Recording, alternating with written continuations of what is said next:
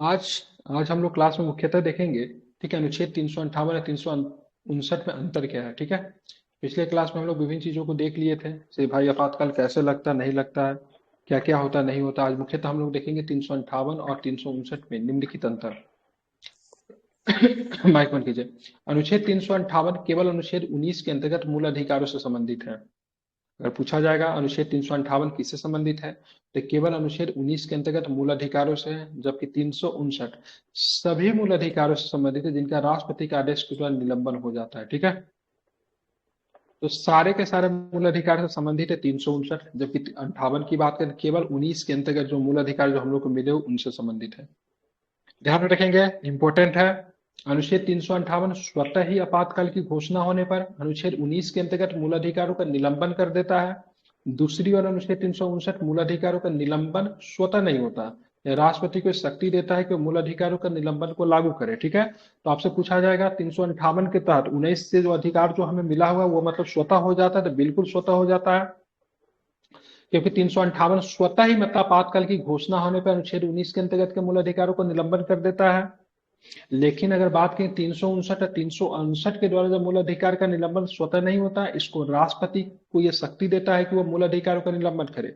इसलिए बोला जाता है सर, मूल अधिकारों का निलंबन करने का अधिकार किसके पास है, तो मूल अधिकारों का निलंबन करने का अधिकार राष्ट्रपति के पास है। ठीक है, आप देखें 358 कैसे लगे। 358 केवल केवल ठीक है आपातकाल के दौरान किस कंडीशन में लगेगा, ठीक है, जब युद्ध या ठीक है युद्ध या मतलब क्या वहां आक्रमण के आधार पर आपातकाल घोषित किया जाओ।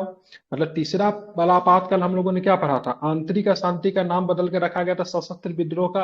आंतरिक अशांति का नाम रखा गया सशस्त्र विद्रोह। ठीक है, सशस्त्र विद्रोह के आधार पर 358 कभी भी निलंबित नहीं होगा। ठीक है, दो कंडीशन में हो सकता है। कौन कौन है दो कंडीशन, जब युद्ध हो जाए या फिर महाआक्रमण हो जाए तो। हाँ बिल्कुल ठीक है, ध्यान रखेंगे। मतलब आक्रमण के आधार पर आपातकाल घोषित किया जाता है तो लागू होता है, न कि आंतरिक आपातकाल जब सशस्त्र विद्रोह के कारण आपातकाल घोषित होता है। कैसे, दूसरी और 359 बाह तथा आंतरिक आपातकाल दोनों में लागू होता है। ठीक है, जबकि 359 की बात करें बांस, ठीक है, बांस बांस का मतलब क्या, मतलब युद्ध हो गया या फिर बाह्य आक्रमण, दोनों की कंडीशन में, या साथ में मतलब क्या आंतरिक अशांति, आंतरिक अशांति मतलब सशस्त्र विद्रोह, तीनों कंडीशन में ये लागू होगा 359। जबकि 358 कब लागू होगा, तो केवल युद्ध एवं बाह्य में। ठीक है, मतलब इसमें किसमें लागू नहीं होगा, किसमें लागू नहीं होगा, तो सशस्त्र विद्रोह के आधार पर 358 को लागू नहीं किया जा सकता है। अनुच्छेद 358 19 के अंतर्गत के मूल अधिकारों का आपातकाल की संपूर्ण अवधि के लिए निलंबित कर देता है, जबकि अनुच्छेद 359 मूल अधिकारों के निलंबन को, ठीक है, राष्ट्रपति का उल्लेख की गई अवधि के लिए लागू करता है। ठीक है, आप देखेंगे 358 जो होता है अनुच्छेद 19 के तहत जो मूल अधिकार जो मिले गए हैं, जब तक इमरजेंसी रहेगा तब तक मतलब क्या करेगा, उसको समाप्त कर देगा। जबकि 359 जो है, 359 क्या कहता है, यह अवधि संपूर्ण आपातकालीन अवधि के दौरान अल्पावधि हो सकती है, या तो पूरा भी हो सकता है या फिर कुछ दिन के लिए भी हो सकता है। ठीक है, डिपेंड करता है राष्ट्रपति, ठीक है, राष्ट्रपति, ठीक है, के द्वारा उल्लेख की गई अवधि के लिए लागू किया जाएगा, या फिर संपूर्ण अवधि के लिए लागू किया जाएगा, फिर थोड़ा समय क्यों लगा, डिपेंड राष्ट्रपति पे करेगा। ठीक है, आप देखेंगे अनुच्छेद 358 संपूर्ण देश में तथा अनुच्छेद 359 संपूर्ण देशों तक किसी भाग विशेष में लागू हो सकता है। अब देखिए अनुच्छेद 358 संपूर्ण देश में तथा अनुच्छेद 359 संपूर्ण देश अथवा किसी भाग विशेष में लागू हो सकता है। 358 तो पूरा देश में लग जाएगा, 359 कहाँ लगेगा, तो संपूर्ण देश में लगेगा या फिर अथवा किसी भाग में लगेगा। इंपॉर्टेंट है, जरा इसको समझिएगा। अनुच्छेद 358 अनुच्छेद 19 को पूर्ण रूप से निलंबित कर देता है, जबकि अनुच्छेद 359 20-21 के निलंबन को लागू नहीं लगाता। अनुच्छेद 358 19 के तहत जो भी अधिकार मिले हुए 6 प्रकार के सबका निलंबन कर देता है, लेकिन अनुच्छेद 359 सारे मौलिक अधिकारों का निलंबन तो करता है, कर सकता है, लेकिन 20-21 पे इसका निलंबन लागू नहीं होता है। ठीक है, ध्यान में रखेंगे।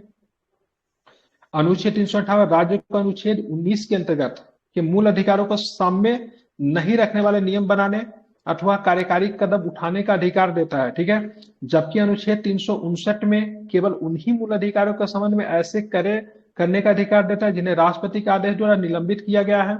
अब राज्य के पास ऐसा पावर हो जाता है, 358 राज्यों को पावर ऐसा दे देता है, तो अनुच्छेद 19 के अंतर्गत मूल अधिकारों को सामने नहीं रखने वाले नियम अथवा कार्यकारी कदम उठाने का अधिकार तो देता है, लेकिन अनुच्छेद 359 केवल उन्हीं मूल अधिकारों के संबंध में ऐसे करने का अधिकार है जैसे राष्ट्रपति ने आदेश के द्वारा निलंबित किया है।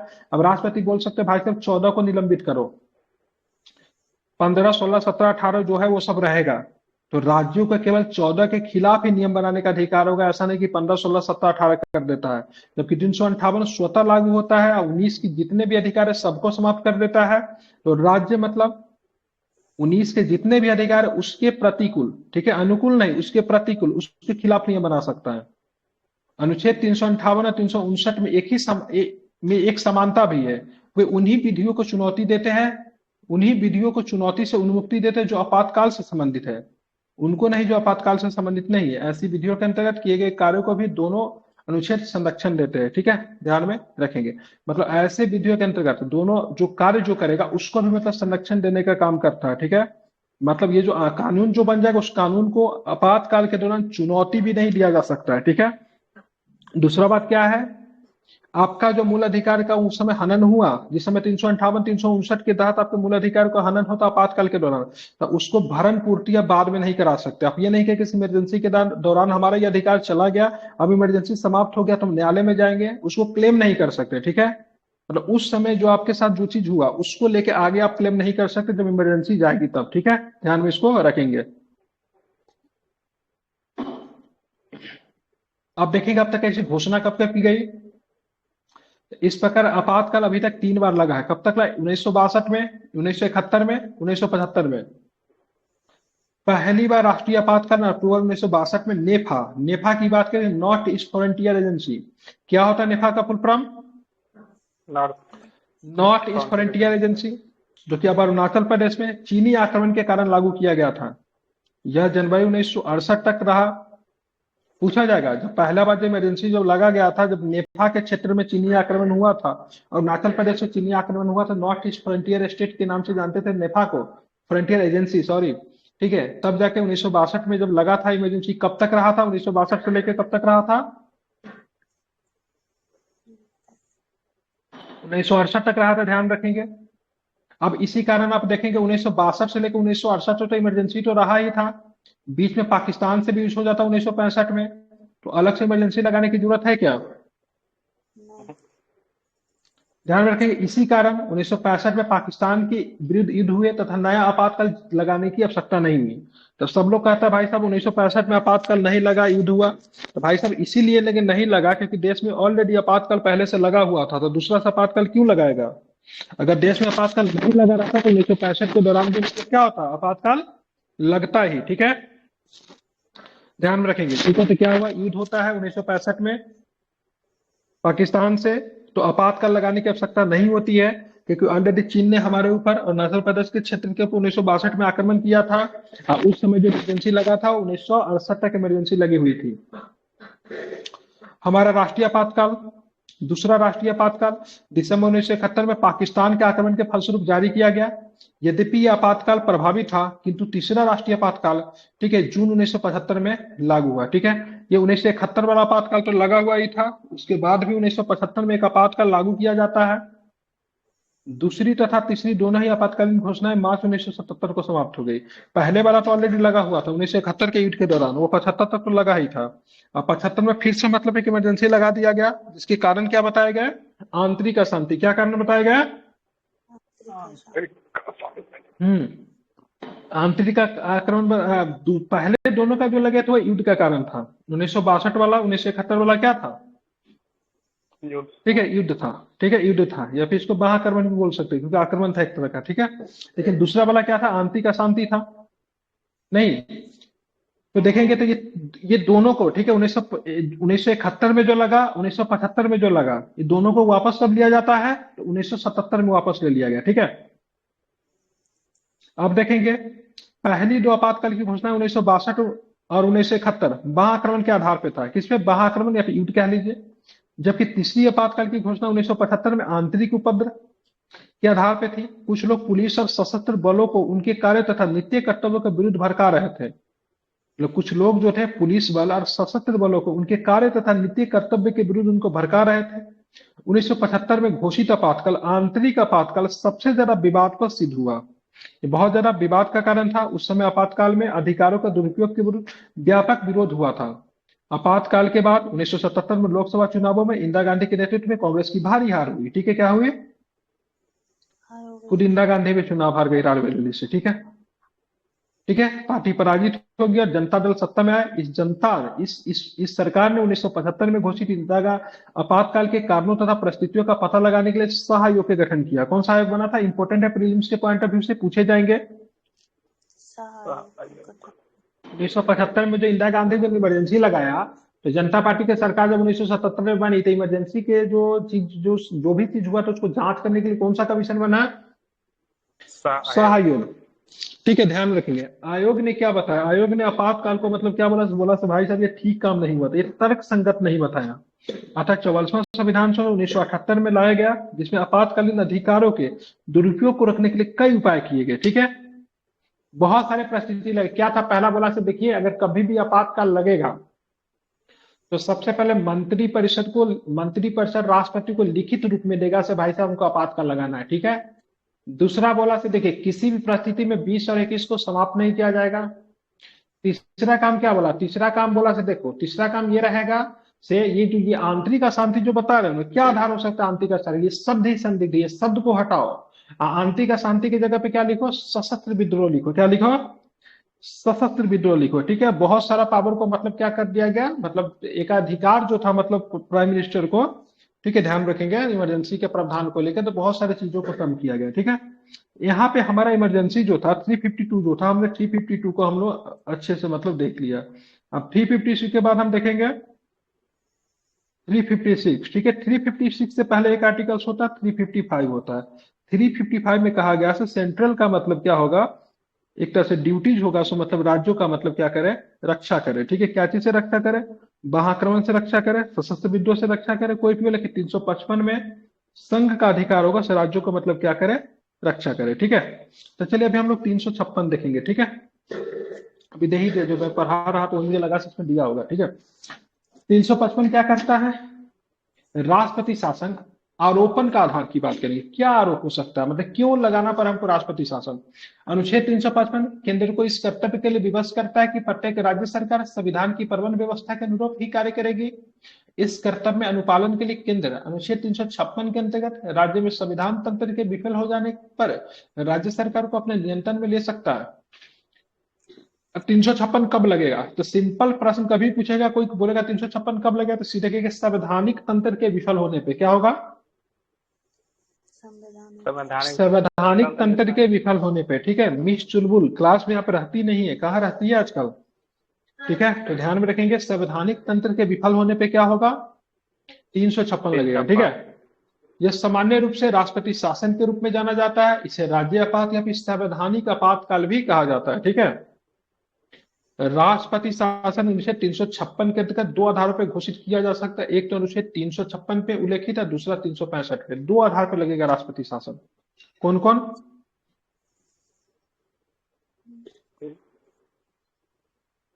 कौन कौन लगेगा? 356 और दूसरा 365। 365। ठीक है, ध्यान रखेंगे। आप देखेंगे 365 कब लगेगा, 356 कब लगेगा, उसको जरा समझेंगे। हालांकि मैं बता चुका हूं, फिर भी समझिएगा इसको। अनुच्छेद 356 राष्ट्रपति को घोषणा जारी करने का अधिकार देता है यदि वह शाश्वत है कि वह स्थिति आ गई है कि राज्य सरकार संविधान के प्रावधानों के अनुरूप नहीं चल रही है। राष्ट्रपति राज्य के सरकार रिपोर्ट के आधार पर या दूसरे ढंग से राज्यपाल के विवरण के बिना भी प्रतिक्रिया कर सकता है। ठीक है, अब राष्ट्रपति क्या करे? राज्यपाल साहब क्या करेंगे? एजेंट होते हैं, सरकार के एजेंट होते हैं, राष्ट्रपति के एजेंट होते हैं। अब राज्यपाल को ऐसा लगेगा ऐसा मतलब राज्य का संवैधानिक तंत्र विफल हो गया, राज्य जो है मतलब संवैधानिक आधार पे कार्य कर नहीं कर रहा है, तो राष्ट्रपति को ऐसा रिपोर्ट देगा से भाई साहब यहाँ पे क्या कीजिए, सही से नहीं कुछ चला, इमरजेंसी लगा दीजिए, 356 का प्रयोग कीजिए। या फिर राज्यपाल नहीं भी करेगा फिर भी राष्ट्रपति विवरण के बिना भी अगर चाहे तो ये प्रतिक्रिया कर सकता है। ठीक है, फिर 356 होगा सिंपल है, संवैधानिक तंत्र के विफलता होने पे। ठीक है, अब 365 क्या रहेगा? देखिए, राज्यों और संघ के बीच में एक रिलेशन क्या है? संघ क्या है? एक तरह से गार्जियन है। क्या है? गार्जियन है। ठीक है, गार्जियन तो है, लेकिन गार्जियन को भी देखिएगा, बच्चों को बहुत मायनों में स्वतंत्रता देता है, ठीक है। तो राज्य एक तरह से बच्चा है संघ का, लेकिन बहुत मायनों में उसको स्वतंत्रता मिला हुआ, लेकिन इतना भी ज्यादा स्वतंत्रता नहीं मिला हुआ है जो मतलब गार्जियन का बात ही नहीं मिलेगा, ठीक है। जब गार्जियन का बात नहीं मानेगा तो गार्जियन को सजा देने का भी प्रावधान है, ठीक है। देते हैं ना, उसकी स्वतंत्रता तो दे देते हैं, लेकिन मतलब जो उचित स्वतंत्रता होता है वही मिलता है बच्चे को भी। लेकिन आप जब स्वतंत्रता का गलत उपयोग कीजिएगा तो क्या होगा, उस पर सजा का भी प्रावधान की बात कही गई, ठीक है। जस्ट एग्जाम्पल यहाँ पर भी होता है, ठीक है। 365 के अनुसार यदि कोई राज्य केंद्र द्वारा दिए गए निर्देशों का पालन करने, इसे प्रभावी करने में असफल होता है तो राष्ट्रपति के लिए विधि संगत होगा कि उस स्थिति को संभाले जिसमें राज्य सरकार के संविधान की प्रबंध व्यवस्था के अनुकूल नहीं चल सकती, ठीक है। मान लिए कोविड का समय आ गया, केंद्र ने निर्देश जारी किया कि सभी राज्यों को लॉकडाउन लगाना है, ठीक है। वेस्ट बंगाल बोलेगा हम नहीं लगाएंगे, हम पूरे अपने राज्य को खोल के रहेंगे, हमारी सारी सरकारी संस्था सब कुछ खुली हुई रहेगी। केंद्र ने निर्देश पालन किया, केंद्र ने निर्देश दिया, राज्य ने मानने से इनकार कर दिया। तो क्या हुआ यहाँ पे, एक तरह का, ठीक है, एक तरह का मतलब क्या हुआ, राज्य जो है संघ का बात नहीं मान रहा है, तो ऐसे कंडीशन में राष्ट्रपति समझेगा जो राज्य जो है संवैधानिक तंत्र का पालन नहीं कर रहा, तो वैसे कंडीशन में 365 लगेगा। मतलब संघ का निर्देश मानने से अगर राज्य अगर इनकार कर दे, ठीक है, फिर संघ का निर्देश नहीं मांगे तो ऐसे कंडीशन में 365।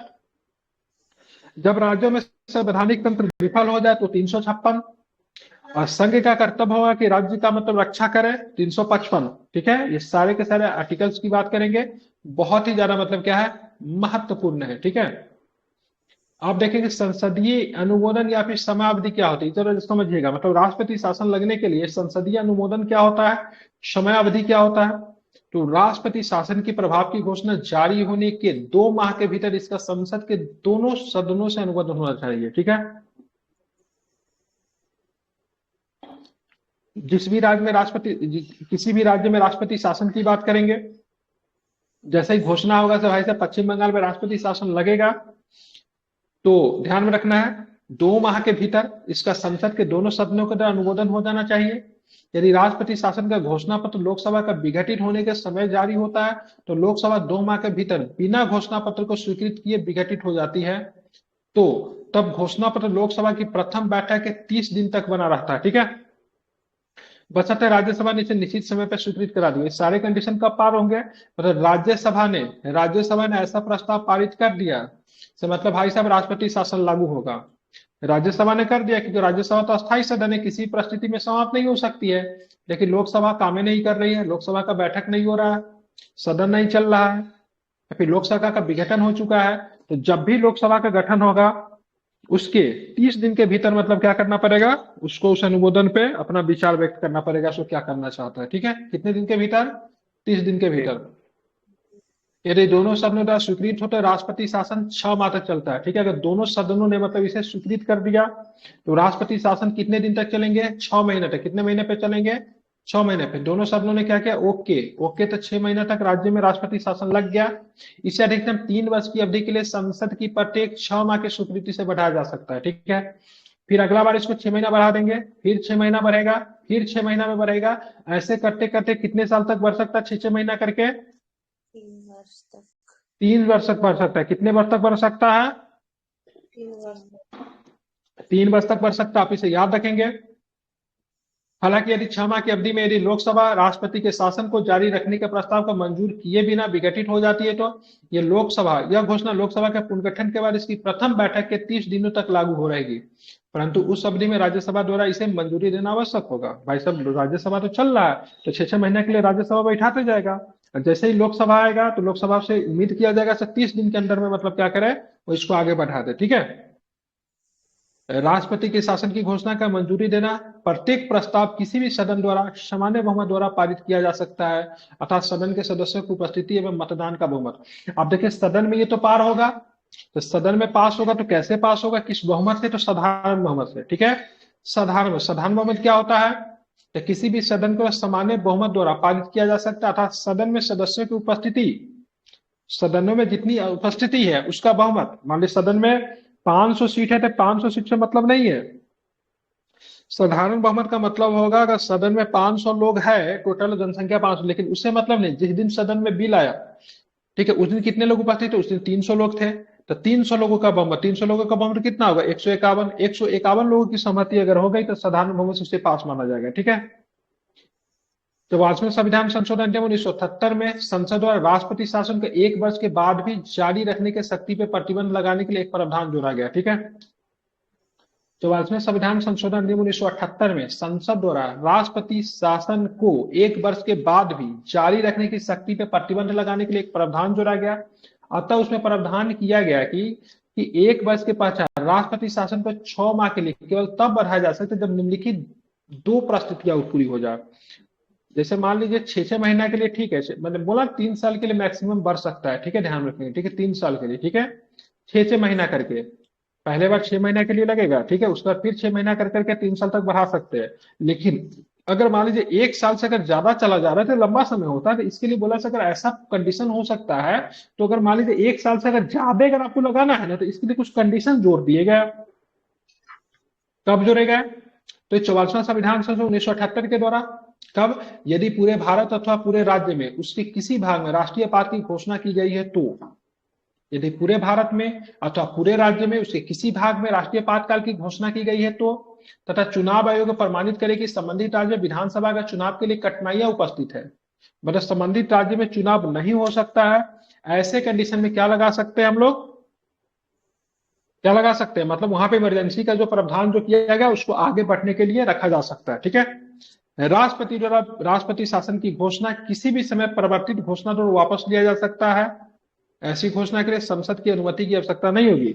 लगाने के लिए संसद का अनुमति की आवश्यकता है, लेकिन वापस लेने के लिए संसद की किसी भी अनुमति की आवश्यकता नहीं होगी। ठीक है, ध्यान रखेंगे। भाई साहब, देश में राज्य में राष्ट्रपति शासन लगा तो भाई उसका कोई परिणाम भी तो होगा। क्या क्या परिणाम हो सकता है अगर किसी राज्य में अगर राष्ट्रपति शासन अगर लग जाए तो? ठीक है, देखेंगे परिणाम क्या है। जब किसी राज्य में राष्ट्रपति शासन लागू हो तो राष्ट्रपति को निम्नलिखित असाधारण शक्तियां प्राप्त होती है। क्या क्या होता है? वह राज्य सरकार के कार्य अपने हाथों में ले लेता है और उसे राज्यपाल तथा अन्य कार्यकारी अधिकारियों की शक्ति प्राप्त हो जाती है। वह घोषणा कर सकता है कि संसद राज्य विधायिका की शक्तियों का प्रयोग करेगी। ठीक है, अब राज्य विधायिका की शक्ति का प्रयोग करने के लिए वहां पर विधानसभा है। लेकिन अब तो क्या होगा, राष्ट्रपति शासन लागू हो गया तो भाई वो ऐसा घोषणा करेगा कि भाई साहब राज्य विधायिका की शक्ति का प्रयोग कौन करेगी? संसद। वे सभी आवश्यक कदम उठा सकता है जिससे राज्य में किसी भी निकाय या प्राधिकरण से संबंधित संवैधानिक प्रावधानों का निलंबन कर सकता है। अतः राज्य में राष्ट्रपति शासन लागू हो तो राष्ट्रपति मुख्यमंत्री के नेतृत्व वाले मंत्रिपरिषद को भंग कर देता है। राज्य का राज्यपाल राष्ट्रपति के नाम पर राज्य सचिव की सहायता से अथवा राष्ट्रपति द्वारा नियुक्त किसी सलाहकार की सहायता से राज्य का प्रशासन चलाता है। यही कारण है कि अनुच्छेद 356 के अंतर्गत की गई घोषणाएं, ठीक है, राज्य में राष्ट्रपति शासन कहा जाता है। इसके अतिरिक्त राष्ट्रपति राज्य विधानसभा को विघटित अथवा निलंबित कर सकता है। संसद राज्य के विधायक और बजट प्रस्ताव को पारित करती है। ठीक है, अब राज्य में बजट की बात करेंगे तो राज्य में बजट से संबंधित प्रावधान को कौन देखेगा? तो भाई संसद देखेगा। ठीक है, संसद राज्य के विधायक और बजट प्रस्ताव को पारित करती है। जब कोई राज्य विधानसभा इस प्रकार निलंबित हो जाता है अथवा विघटित हो, जब कोई राज्य विधानसभा इस प्रकार निलंबित हो अथवा विघटित हो तो क्या प्रक्रिया होगी? ठीक है, संसद द्वारा राज्य के विधि बनाने की शक्ति राष्ट्रपति अथवा उनके द्वारा उल्लेखित किसी अधिकारी को दे सकती है। संसद या किसी प्रतिनिधि मंडल के मामले में राष्ट्रपति या अन्य कोई प्राधिकारी केंद्र अथवा इसके अधिकारियों के प्राधिकरण पर शक्तियों पर विचार करने और कर्तव्यों के निर्वहन के लिए विधि बना सकते हैं।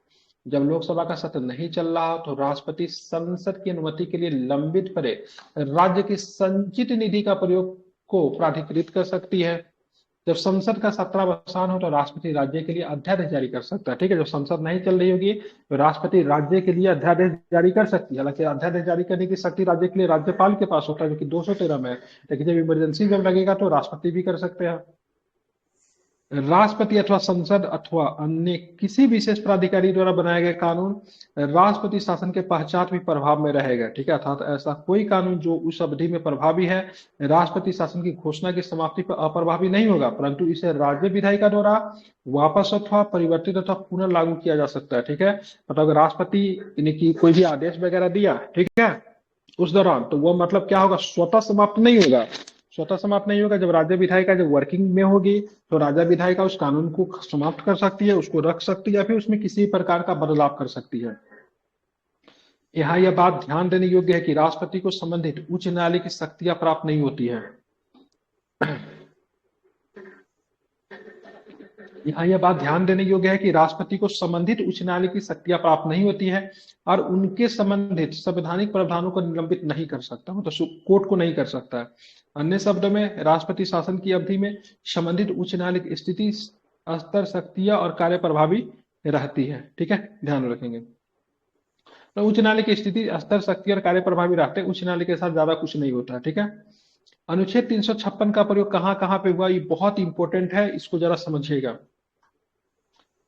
वर्ष 1950 से अब तक 125 से अधिक बार राष्ट्रपति शासन का प्रयोग किया जा चुका है, अर्थात औसतन प्रत्येक वर्ष में 2 बार इसका प्रयोग होता है। इसके अतिरिक्त इन अनेक अवसरों पर राष्ट्रपति शासन का प्रयोग मनमाने ढंग से राजनीतिक एवं व्यक्तिगत कारणों से किया गया है। अतः अनुच्छेद 356 संविधान का सबसे विवादास्पद एवं आलोचनात्मक प्रावधान बन गया है। ठीक है, जो कि हर राज्य चाहता है इसको हट जाए। सर्वप्रथम राष्ट्रपति शासन 1951 में पंजाब में किया गया था, नोट कर लीजिए, एग्जाम में खूब पूछा जाता है। तो सबसे पहले बार राष्ट्रपति शासन कहाँ पे लगा था, क्या बताएंगे? कहाँ पे लगा था? पंजाब में लगा था। अब तक लगभग सभी राज्यों में 1 अथवा 2 अथवा इससे अधिक बार इसका प्रयोग हो चुका है। इस संबंध में ब्यौरा इस अध्याय के अंत में तालिका 16.2 में दिया गया है, उसमें हम लोग देखेंगे। अब देखिए, सबसे पहले पंजाब में लगा था 1951 में। ठीक है, जब 1977 में आंतरिक आपातकाल के पश्चात लोकसभा चुनाव हुए, तब सत्ताधारी कांग्रेस पार्टी चुनाव हार गई और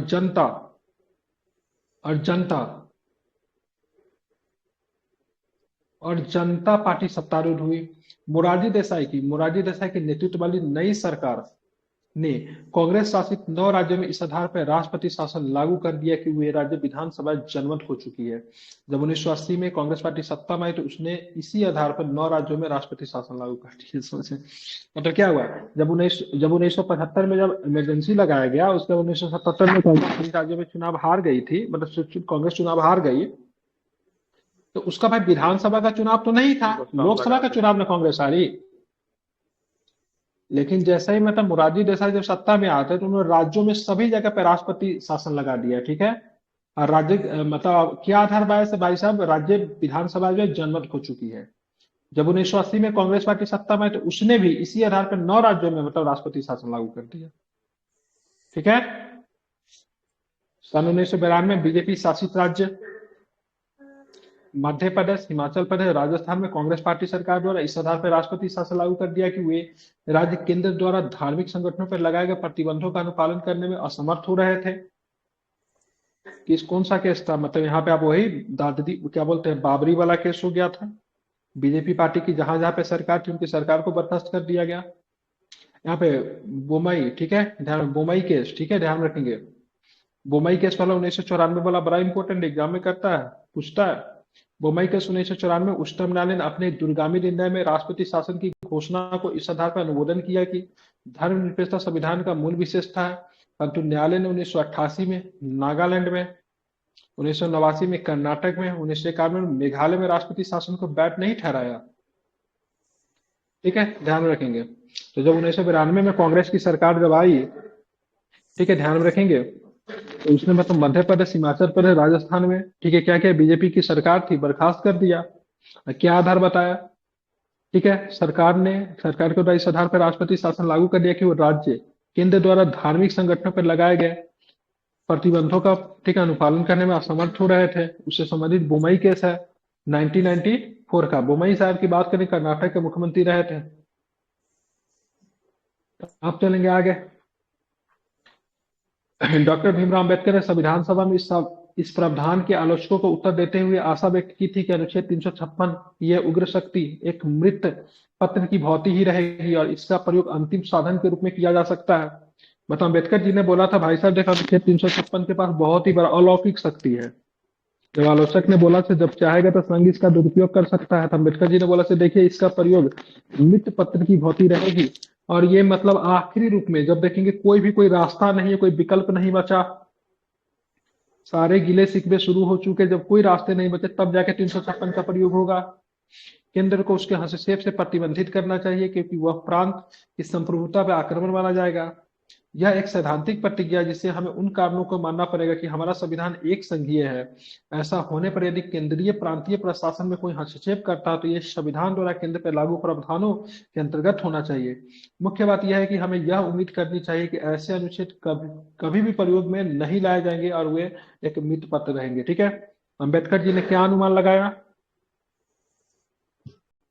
अम्बेडकर जी ने बोला से भाई साहब से देखिए, हमारा संविधान तो एक संघीय है, उम्मीद है ऐसे मतलब केंद्र राज्य के संबंध अच्छे बने रहेंगे, 356 का प्रयोग करने का कभी ऐसे जरूरत ही ना पड़े, ऐसे अनुच्छेद कभी प्रयोग नहीं लाए जाएंगे और वो एक मित पत्र ही रहेंगे। लेकिन अम्बेडकर जी के बाद ही देखिए आप, अभी तक मतलब 125 बार मतलब 356 का प्रयोग हो गया।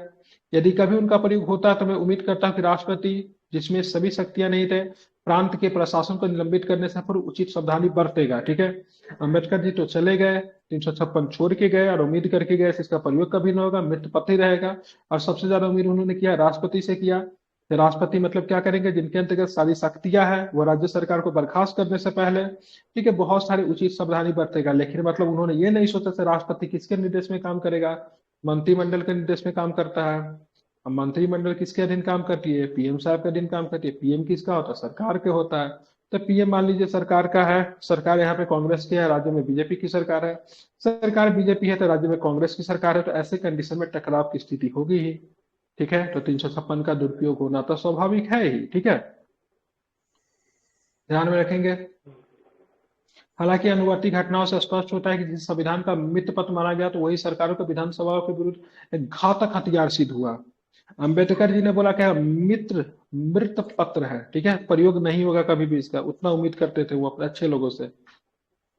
लेकिन ये क्या हुआ? राज्य सरकार घातक हथियार सिद्ध हुआ।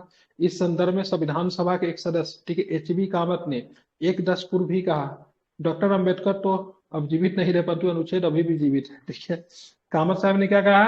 एच बी कामत ने, डॉक्टर अंबेडकर तो अब जीवित नहीं रहे परंतु यह अनुच्छेद अभी भी जीवित है। ठीक है, ध्यान रखेंगे। अब यहाँ पे ऊपर में कुछ छूट गया था, इसको जरा हम लोग देख लेते हैं। अनुच्छेद 352 356 का अंतर समझेंगे?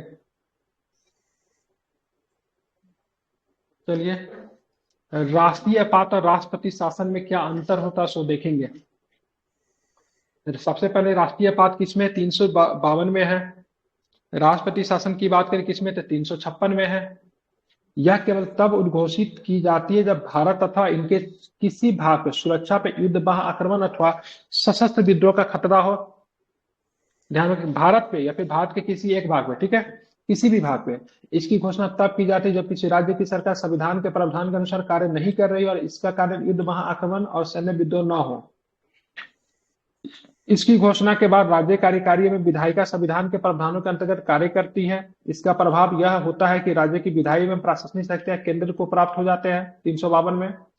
356 में क्या होगा? यह इस स्थिति में राज्य कार्यपालिका बर्खास्त हो जाती है। ठीक है, 352 में राज्य की कार्यपालिका बर्खास्त नहीं होगी, संविधान के अनुरूप काम करेगी, और 356 में बर्खास्त हो जाएगी तथा राज्य विधायिका या तो निलंबित हो जाती है फिर विघटित हो जाती है। राष्ट्रपति राज्यपाल के माध्यम से राज्य का प्रशासन चलाता है और संसद राज्य के लिए कानून बनाती है। संक्षेप में राज्य की कार्यकारी में विधायी शक्तियां केंद्र को प्राप्त हो जाती है। लेकिन यहाँ पे विधानसभा बर्खास्त नहीं होगा ना, यहाँ पे विधानसभा बर्खास्त तो नहीं हो रहा, मंत्रिमंडल बर्खास्त तो नहीं हो रहा, लेकिन यहाँ पे तो हो जा रहा 356 में। इसके अंतर्गत संसद तथा राज्य विषय पर स्वयं नियम बनाती है, अर्थात यह शक्ति किसी अन्य निकाय अथवा प्राधिकरण को नहीं दी जाती। इसके अंतर्गत संसद राज्य के लिए नियम बनाने का अधिकार राष्ट्रपति अथवा इसके द्वारा नियुक्त किसी अन्य प्राधिकारी को सौंप सकती है। अब तक यह पद्धति रही है कि राष्ट्रपति संबंधित राज्य के संसद के लिए चुने गए सदस्यों की सलाह पर विधियां बनाता है। यह कानून राष्ट्रपति के नियम के रूप में भी जाने जाते हैं। मतलब मान लीजिए 356 लगेगा तो वहां विधानसभा बर्खास्त है, तो भाई साहब इसका नियम वगैरह कैसे बनेगा?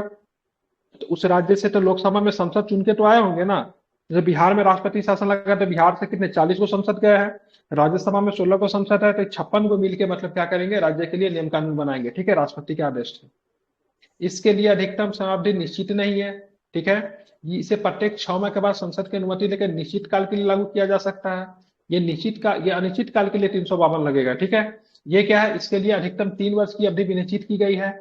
इसके पश्चात इसकी समाप्ति तथा राज्य के समान संवैधानिक तंत्र की स्थापना की आवश्यक है। ठीक है, या तो इसको समाप्त कर दो, या फिर 3 साल के अंदर में तो भाई साहब संवैधानिक तंत्र तो स्थापित हो ही जाएगा ना किसी राज्य में। नहीं, नहीं तो इसको समाप्त करो। ठीक है, 3 साल का समय दिया है, लेकिन ये युद्ध कब समाप्त होगा नहीं होगा हमारे हाथ में तो नहीं है। ठीक है, ये तो हमारे हाथ में है ना, 3 साल का समय दिया तो हम ठीक कर सकते हैं चीजों को। लेकिन किसी भी देश से युद्ध कितना लंबा चलेगा ये तो हमारे हाथ में नहीं है ना। इसके अंतर्गत सभी राज्यों तथा केंद्र के बीच में संबंध परिवर्तित हो जाते हैं। इसके तहत केवल उसी इसके तहत केवल उस राज्य का आपातकाल लागू होगा जहां केंद्र के बीच संबंध परिवर्तित होते हैं। अब भाई 356 तो एक साथ सारे राज्य में तो नहीं लग सकता, 356 तो राष्ट्रपति शासन किसी राज्य में लगेगा।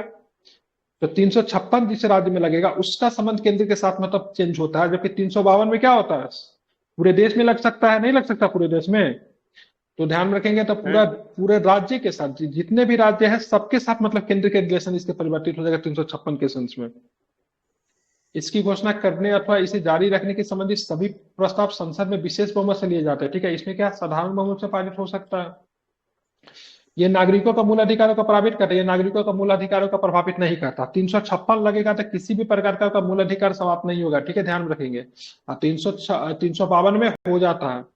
लोकसभा इसकी घोषणा वापस लेने के लिए प्रस्ताव पारित कर सकती है। इसमें ऐसा कोई प्रावधान नहीं है, इसे राष्ट्रपति स्वयं वापस ले सकता है अपना स्वविवेक से। ठीक है, लगाने के लिए तो मतलब है, ठीक है, लगाने के लिए तो है इसको। ठीक है, लेकिन इसको क्या है, वापस लेने के लिए कोई नहीं है। ठीक है, लोकसभा इसकी घोषणा वापस लेने के प्रस्ताव पारित करती है। ठीक है, लेकिन कौन सा, साधारण बहुमत।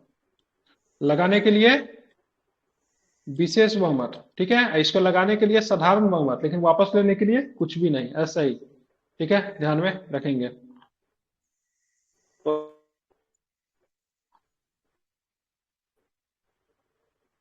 अभी चलेगा ये, कल के क्लास में समाप्त होगा। 3 पेज और रह गया है। तो कल हम लोग पढ़ेंगे न्यायिक समीक्षा की संभावनाएं पढ़ेंगे कल के क्लास में, यहां से ध्यान में रखिएगा, इंपोर्टेंट है। और बाकी चीजों को कल के क्लास में हम लोग देखेंगे विशेष रूप से। ठीक है, ठीक है।